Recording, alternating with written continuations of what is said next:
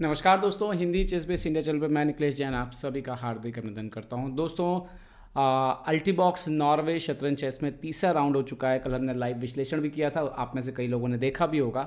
क्या हुआ है तीसरे राउंड पे एक नज़र डालते हैं। सबसे जो बड़ी बात रही वो ये कि मैग्नस कार्लसन जो है वो अपनी पहली जीत दर्ज करने में कामयाब रहे, क्योंकि इससे पहले कि उनके दो मुकाबले ड्रॉ रहे थे। कल के जो परिणाम रहे, आर्यन तारी को हराया मैग्नस कार्लसन ने। हम वतन खिलाड़ी हैं और वर्ल्ड जूनियर चैंपियन रह चुके हैं आर्यन तारी 2 साल पहले, तो बहुत ही टैलेंटेड हैं। जॉन डूडा को लगातार तीसरी हार का सामना करना पड़ा है और उनका असर जो है उनकी वर्ल्ड रैंकिंग पे दिख रहा है, जहां पर अरोनियन जो है वो वर्ल्ड नंबर 6 के आसपास पहुंच गए हैं लगातार जीत दर्ज करते हुए। तो अरोनियन लीड पर आ गए हैं इस जीत से। अलीरेजा फिरोजा का चमकदार प्रदर्शन जारी है। उन्होंने फाबियानो करुआना को अभी ड्रॉ पे रोका है, कल वर्ल्ड चैंपियन को ड्रॉ पे रोका था। तो 17 साल का एक खिलाड़ी जो है वो अपने अलग कमाल दिखाने में जो है वो माहिर होता जा रहा है। स्टैंडिंग क्या है अभी? फाबियानो करुआना 7 पॉइंट और अरोनियन 7 पॉइंट। आपको बता दें कि जीतने में 3 पॉइंट मिल रहे हैं, जबकि ड्रॉ पे 1 और आर्मागोदन पे कोई जीत जा रहा है तो आधा और पॉइंट मिल रहा है। तो उस हिसाब से देखें तो Caruana 7, Aronian 7, Magnus Carlsen 6, Alireza 5.5, Jan Duda और आर्यन तारी का अभी भी खाता जो है वो नहीं खुला हुआ है। तो देखते हैं, अभी आगे बहुत कुछ होना है। क्या होगा, कौन जीतेगा, ये पता लगेगा हमें आगे चल करके। फिलहाल हम आपको एक मुकाबला दिखाने जा रहे हैं जो है मैग्नस कार्लसन ने आर्यन तारी से कल जीता है। किस तरह से जीता, किस तरह से बहुत ही मुश्किल स्थिति में पहुंच गए थे एक समय कार्लसन, बट शायद आर्यन को अभी और अनुभव की ज़रूरत है, खासतौर पर विश्व चैंपियन मैग्नस कार्लसन के खिलाफ। तो आइए देखते हैं इस मुकाबले को, क्या कुछ हुआ इस मुकाबले में। E4 से शुरुआत हुई। मैग्नस कार्लसन इसमें ब्लैक पीसेस से खेल रहे थे। Okay, E4 C5, night F3, night C6, D4, C into D4, night into D4, night F6, सो यहाँ पर नाइट C3, D6, तो बिशप G5। तो यहाँ पर रिचर्ड राउजर वेरिएशन जो है वो खेला गया। मोस्ट लाइकली जो अधिकतर खेली जाती है चाल यहाँ पर वो खेली जाती है E6, बट मैग्नस कार्लसन ने यहाँ पे चुना BD7। BD7 का एक मतलब एक और सिंपल है कि वो क्वीन साइड जो है उसको ज़्यादा जल्दी जो है वहाँ पर वो मूवमेंट चाहते हैं। ओके, क्वीन D2, खैर A6,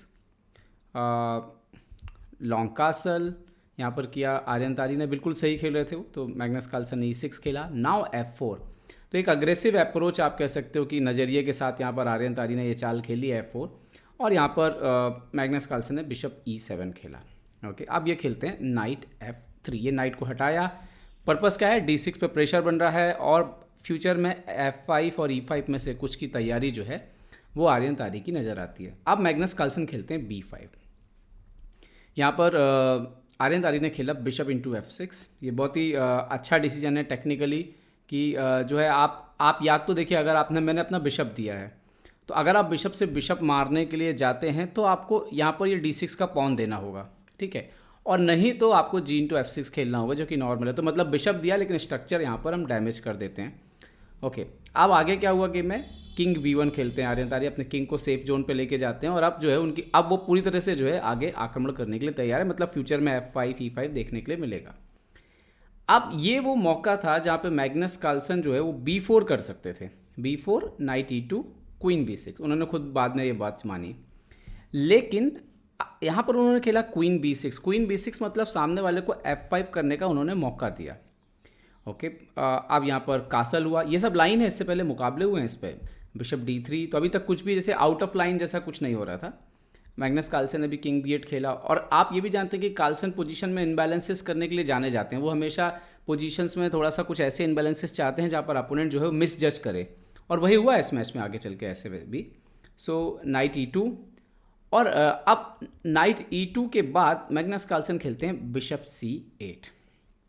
ओके, अब यहाँ पर आए नाइट F4। तो वो जो नाइट का मैनूवरिंग है, अब पूरी तरह से प्रेशर जो है मैग्नस कार्लसन की, जो थोड़ा सा यहाँ पर अजीब सा स्ट्रक्चर दिख रहा है आपको, इस स्ट्रक्चर पर है। ये भी थोड़ा सा वीक है स्पॉट है।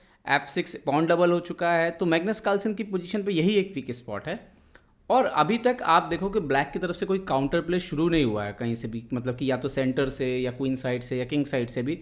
तो ब्लैक अभी तक जो है वो अपने मोहरों को व्यवस्थित ही कर रहा है, जबकि वाइट जो है वो मैनवरिंग करना शुरू कर चुका है। तो वाइट होने का एक एडवांटेज जो आप कह सकते हो वो आर्यन तारी पूरा यूज़ कर रहे थे। नाइट E5 खेला मैग्नस कार्लसन ने यहाँ पर, बिशप E2। अब उन्होंने बिशप बचा लिया अपना।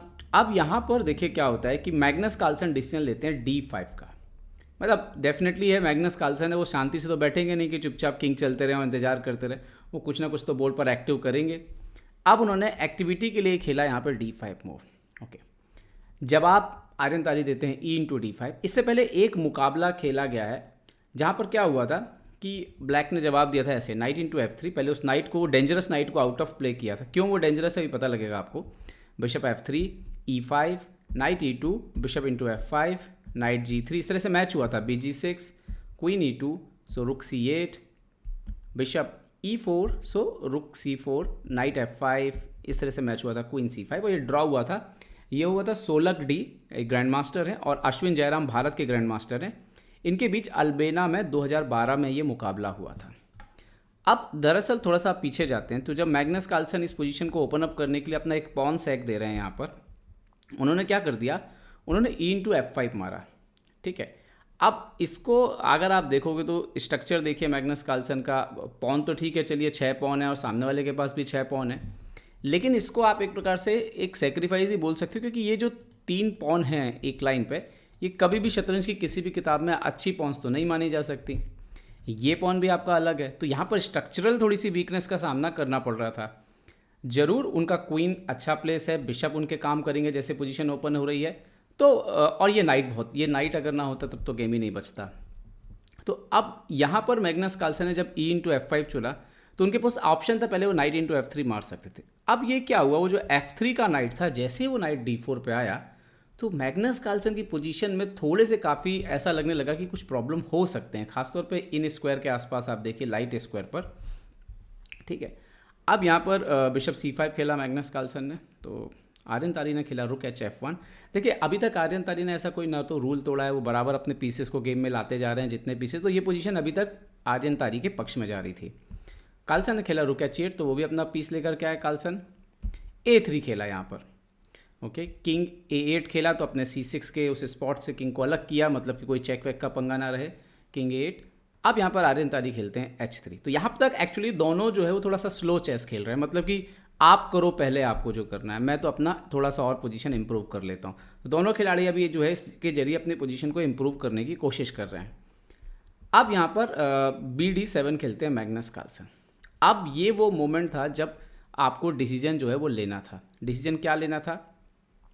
डिसीजन ये लेना था कि D6 का ये पॉन अगर सेक्रीफाइस कर दिया जाए, तो जैसे मैं आपको दिखाता हूँ, D6, क्वीन × D6 एंड ना क्वीन C3। अभी थ्रेड क्या है, नाइट B5, नाइट F5, तरह तरह के थ्रेड हैं। तो अगर आप अपने क्वीन को हटाएंगे तो उसके बाद नाइट D5, और फिर आप देखिए कि ये जो पोजीशन है वो मैग्नस कार्लसन को जो है ज़्यादा परेशानी खड़ी करने लगेगी, खासतौर पे जो दोनों नाइट जो है तैयार हो रहे हैं। तो ये स्थिति बन सकती थी। एक और काम किया जा सकता था जिसको आप बोल सकते हो कि एंड गेम में जाने का अगर सोचा जाता, तो जैसे B4 खेलते हैं यहाँ पर आर्यन तारी, तो बिशप × D4 ही मारना पड़ता। ओके, क्वीन × D4, और अगर क्वीन × D4 आप एक्सचेंज करते हो तो रुक × D4 के बाद ये जो एंड गेम की पोजीशन आती है जहाँ पर मैग्नस कार्लसन के इतने पॉन खराब हैं, अपोनेंट के पास नाइट भी है, ऐसा नहीं है कि नाइट ना हो, तो ये जो स्थिति है वो फेवर करती है वाइट को, और कम से कम वाइट यहाँ पर आधा पॉइंट तो बिल्कुल निकाल के लेके जाएगा। तो ये समय था डिसीजन लेने का। तो ये दोनों चाल ना तो D6 और ना ही B4 आर्यन तारी ने खेली। आर्यन तारी ने खेला नाइट H5। ओके, अब जैसे उन्होंने नाइट H5 खेला तो यहाँ पर इमीडिएटली मैग्नस कार्लसन की पोजीशन जो है सडनली इंप्रूव होती है, क्योंकि यहाँ पर बोर्ड पर आ रहा है नाइट C4। और जैसे ही नाइट C4 बोर्ड पर आया, अब पोजीशन में आप करोगे क्या? तो यहाँ पर अभी आप देखोगे किंग क्वीन को कहीं हटाओगे आप, और आपका बिशप भी जो नाइट भी है उसको वो भी हैंगिंग हो रहा है। तो एक्चुअली में यहाँ पर नाइट बिशप × C4 जो है वो मारना पड़ा। Okay, B × C4, now queen C3। Otherwise C3 का जो मूव है वो बहुत डेंजर, जैसे किंग A1 भी यहाँ पे एक अच्छा मूव हो सकता था डेफिनेटली। तो यहाँ पर क्वीन C3 खेला आर्यन तारी ने, और अब यहाँ पर मैग्नस कार्लसन वो जो फाइल है उसी का फ़ायदा लेते हैं, रुक B8। तो ये इस गेम से आपको सीखना है कि कैसे पोजीशन -C लग रही थी मैग्नस कार्लसन की, एक चाल उनको मिली, और उसके बाद देखिए वो उस मूव का कितना उपयोग करते हैं लगातार इनिशिएटिव गेन करने में। तो सबसे पहले तो वो नाइट एक्सचेंज हुआ, B फाइल ओपन हुई, अब B फाइल पे इमीडिएटली रुक को शिफ्ट किया, तो मतलब क्वीन जो है वो अंडर प्रेशर आ गया। ये दोनों यहाँ पर अटैक है, और अब यहाँ पर कंटिन्यू और वाइट कैसे कर सकता था? वाइट को खेलना चाहिए था नाइट F5, क्योंकि यहाँ पर अगर बिशप × F5 रुक इंटू F5 आता भी तो रुक E3 आती पोजीशन, लेकिन क्वीन इंटू F6 के बाद वाइट ठीक है, वाइट का गेम ख़त्म नहीं हो रहा, अभी गेम चलेगा। लेकिन यहाँ पर रुक F3 खेल के एक बड़ी सी ब्लंडर करी आर्यन तारी ने। अब आपकी बारी, अगर आपने कल का मैच ना देखा हो तो पॉज करें और मैग्नस कार्लसन की ब्रिलियंट मूव जो है वो आप ढूंढ के निकालें। यहाँ पर आप देख सकते हो कि ये क्वीन थोड़ा सा ओवरलोड है, थोड़ा नहीं काफ़ी ओवरलोड है, क्योंकि आप इस पॉन को डिफेंड करना आपका प्राइम काम है, मुख्य काम है, वरना यहाँ पर हो जाएगी मेट। ये रुक जो है वो अकेला पड़ रहा है यहाँ पर, क्योंकि यही क्वीन जो है ये इस नाइट को भी सपोर्ट कर रहा है। ठीक है, तो अभी देखिए क्या होता है। यहाँ पर मैग्नस कार्लसन खेलते हैं रुक E1, वो एक्सचेंज सेक्रीफाइस दे रहे हैं। क्यों दे रहे हैं यहाँ पर रुक फ्री में? क्योंकि अगर आप नहीं मारेंगे, फॉर एग्जांपल कि आप क्वीन से मारेंगे तब तो मेट हो जाएगी, आप किंग C1 चलेंगे तो बिशप इंटू D4 आ रहा है, क्वीन से मारेंगे तो क्वीन इंटू D4 आ जाएगा क्योंकि रुक तो पिन है, क्वीन E1 तो बिशप B2, किंग D2 तो C3, और इसके बाद जो है आप इस पोजीशन को लगाइएगा बोर्ड पर, सोचिएगा वाइट के पास जो है ज़्यादा देर का समय बचा नहीं है, गेम ओवर हो जाएगा। तो उन्होंने मार दिया रुक E1 पे रुक E1, तो मैग्नस कार्लसन ने खेला बिशप इंटू D4, तो एक्सचेंज गया, मतलब क्योंकि एक पीस तो मिल ही गया आपको, minor piece. Queen B4, so queen C7, अभी रुक से अटैक है, क्वीन हटेंगे तो रुक इंटू B2 का थ्रेट था, तो पहले D6 किया उन्होंने आर्यन तारी ने, तो क्वीन C6, क्वीन H5, तो यहाँ पर एक्चुअली मैं रुक इंटू B2 खेलना चाहिए था, किंग C1। यहाँ पर मैग्नस कार्लसन ने करीब करीब 15-20 मिनट सोचा, और यहाँ पर क्वीन D6 के बाद अभी प्रॉब्लम क्या है कि ब्लैक का रुक वापस आ रहा है B5 पे और B8 पे, अगर आप चेक वेक भी देंगे तो, और उसके बाद क्वीन इंटू A3 का भी थ्रेट है, तो बहुत सारे थ्रेट थे यहाँ पर पोजीशन में, C3 पुश हो सकता था, तो ये पोजीशन भी विनिंग होती। लेकिन मैग्नस कार्लसन ने चुनाव किया 15-20 मिनट सोचने के बाद बिशप इंटू B2, अब उन्होंने खेला king A2, and now Carlsen खेलते हैं बिशप E5, तो उस रुक को अंदर आने का रास्ता बंद कर दिया सबसे पहले, तो अभी C3 पुश हो रहा है। उनके अपोनेंट ने खेला रुक B1, तो रुक into B1, queen into B1, and now queen into D6। तो अभी आप पोजीशन देखेंगे ध्यान से, तो एक भी पॉन जो है वो मर नहीं रहा है फिलहाल, तो सिर्फ अगर आप देखें तो C4 के पॉन पे ही सपोर्ट नहीं है, और रुक अभी आपके लिए देखना क्या है, ये जो नाइट है, ये जो रुक है और ये जो क्वीन है, इन तीनों मोहरों के बीच कोई कोऑर्डिनेशन नहीं है, कोई बातचीत नहीं है, कोई तालमेल नहीं है। ठीक है, तो अब आगे यहाँ पर इन्होंने खेला किंग C1, शायद किंग को इम्प्रूव, क्योंकि क्वीन D4 का थ्रेट आ रहा था, तो मैग्नस कार्लसन ने खेला क्वीन D4। ये आपके लिए बहुत अच्छा एग्जांपल इस बात को लेकर के भी है कि भले अपोनेंट के पास रुक है, लेकिन उसके पास ओपन फाइल नहीं है जहाँ से वो हमको परेशान कर सके। भले उसके पास नाइट है, लेकिन नाइट कॉर्नर पर रखा है, भले उसके पास क्वीन भी है, लेकिन वो ज़्यादा कुछ नहीं कर रहा है। तो ये जो सारी बातें मिला करके साबित करती हैं कि अगर मोहरा जो है वो छोटा भी है, लेकिन अगर वो एक्टिवेट है तो वो दूसरे मोहरे से, सामने वाले के मोहरे से ज़्यादा अच्छा है। यहाँ पर इन्होंने खेला क्वीन इंटू A6, और ये कार्लसन ने जानबूझ के दिया, क्योंकि किंग B8 के बाद अब कार्लसन को कोई चेक ही नहीं आ रही थी, तो उनको खेलना पड़ा। यहाँ पर उन्होंने खेला C3, यहाँ पे G3 भी हो सकता था, बट कोई काम ज़्यादा हो नहीं रहा था, मतलब फंसा हुआ है king. C3, so now queen G1 check, king D2, queen G2 check, king E3, so F4, ये सबसे एक और शानदार चाल थी बोर्ड पर, तो मारना पड़ा नाइट F4, तो बिशप F4, रुक F4, किंग F4 अगर आप मारने जाएंगे तो आप देख सकते हो कि बहुत कुछ जो है वो गड़बड़ हो सकता है, इवन क्वीन 5 चेक के बाद भी।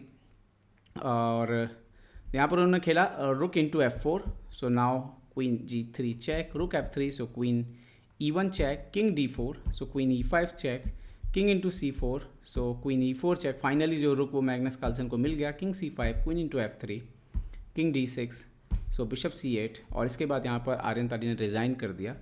तो ये गेम जो है आपको क्या सिखाता है? ये गेम सिखाता है कि कैसे मैग्नस कार्लसन जैसे जो के खिलाड़ी होते हैं, विश्व चैंपियन, वो क्यों कहलाते हैं, क्योंकि वो किसी भी तरह की स्थिति में इनबैलेंसेस पैदा करते हैं। जैसे इस तरह के पॉन उन्होंने देखिए कितना ख़राब पोजीशन हासिल हो गया था, लेकिन उसके बावजूद अपोनेंट की एक गलती, अपोनेंट भी क्योंकि स्लो हो गया, अपोनेंट भी जल्दबाजी में कुछ कर नहीं रहा था, वो कई बार B4 वगैरह कर सकते थे, लेकिन उन्होंने किया नहीं। जहाँ पे खासतौर पे ये मौका था आर्यन तारी के पास एंड गेम में कन्वर्ट करने का, या D6 पॉन, ये दोनों मौके उन्होंने चूके नाइट H5 खेला, और इसके बाद फिर मैग्नस कार्लसन ने जो एक बार बढ़त बनाई, एक बार मोहरों को इम्प्रूव करना शुरू किया, खासतौर पे इस तरह की टेक्टिकल मूव्स निकाले, और फिर उसके बाद एक्यूरेसी है सारी, मतलब कोई गलती किए बिना, अपोनेंट को कोई मौका दिए बिना जो है गेम को उन्होंने ख़त्म कर दिया। तो जो आप देखेंगे कि बढ़त तारी के पास आई तो उन्होंने खो दी, और एक बार कार्लसन के पास आई तो वो सीधा गेम ख़त्म हुआ। यही अंतर है किसी भी ग्रैंड मास्टर में, नॉर्मल ग्रैंड मास्टर में और विश्व चैंपियन मैग्नस कार्लसन के खेल में।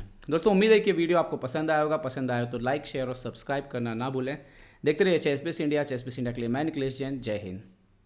तो उम्मीद है आपको हमारे वीडियो पसंद आए होंगे। अपने सुझाव हमें जरूर दें और याद रखें शतरंज की हर छोटी बड़ी खबर के लिए जुड़े रहें चेस बेस इंडिया चैनल से। जी हाँ, चाहे वो खिलाड़ियों के इंटरव्यू या फिर वो खेल का विश्लेषण, चेस बेस इंडिया हमेशा आपके लिए खबरें लाएगा सबसे तेज सबसे जल्दी। सब्सक्राइब करें Hindi chess base India channel को। अगर आप यूट्यूब पर देख रहे हैं तो सब्सक्राइब करें और साथ ही साथ बेल आइकॉन दबाना ना भूलें दोस्तों, क्योंकि इसी से मिलेंगे आपको सारे नोटिफिकेशन। फेसबुक पर देख रहे हैं तो जरूर लाइक और शेयर करना ना भूलें।